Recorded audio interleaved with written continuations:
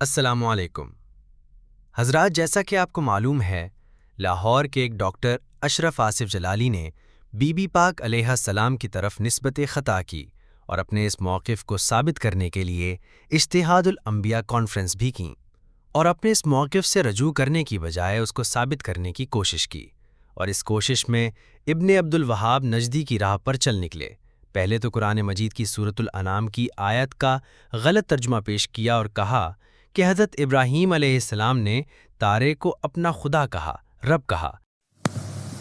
سیدنا ابراہیم علیہ السلام قرآن مجید برہان رشید میں موجود ہے۔ اب ہوں اللہ کے خلیل اور ستارے کو اپنا رب کہہ دیں، یہ کیسے ہو سکتا ہے؟ لیکن قرآن میں ہے کہ انہوں نے کہا فلما جن علیہ اللیل رأى کوكبا، پھر جب ان پر رات کا اندھیرا آیا تو ایک تارا دیکھا، قال ھذا ربی۔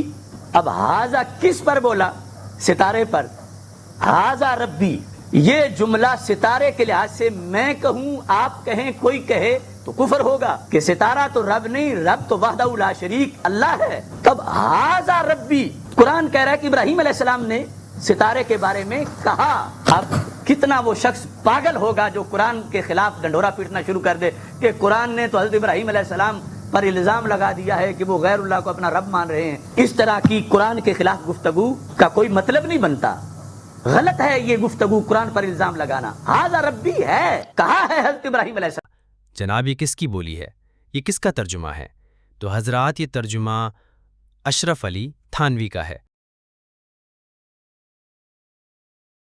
پھر جب رات کی تاریکی ان پر چھا گئی تو انہوں نے ایک ستارہ دیکھا۔ آپ نے فرمایا کہ یہ میرا رب ہے۔ سو جب وہ غروب ہو گیا تو آپ نے فرمایا کہ میں غروب ہو جانے والوں سے محبت نہیں رکھتا۔ جبکہ اعلیٰ حضرت عظیم البرکت مجدد دین و ملت کے ترجمہ کنز الایمان میں اس کا کیا ترجمہ ہے وہ ملاحظہ فرمائیں۔ یہ سے اعلیٰ حضرت عظیم البرکت مجدد دین و ملت کا ترجمہ کنز الایمان، جو کہ چھپا ہے مکتبہ مدینہ سے۔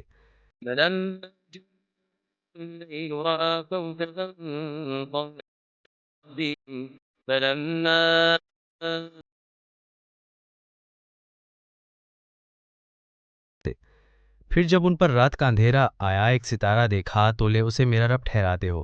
پھر جب وہ ڈوب گیا بولے مجھے خوش نہیں آتے ڈوبنے والے۔ تو اس آیت میں تو جناب ابراہیم علیہ السلام قوم سے خطاب فرما رہے ہیں کہ تم اس تارے کو میرا رب کہتے ہو کہ یہ میرا رب ہے، اور جب وہ ڈوبا تو کہا مجھے پسند نہیں آتے ڈوبنے والے، اور یہی ترجمہ کیا ہے پیر کرم شاہ الازہری نے۔ پھر جب چھا گئی ان پر رات تو دیکھا ایک ستارہ، بولے کیا یہ میرا رب ہے؟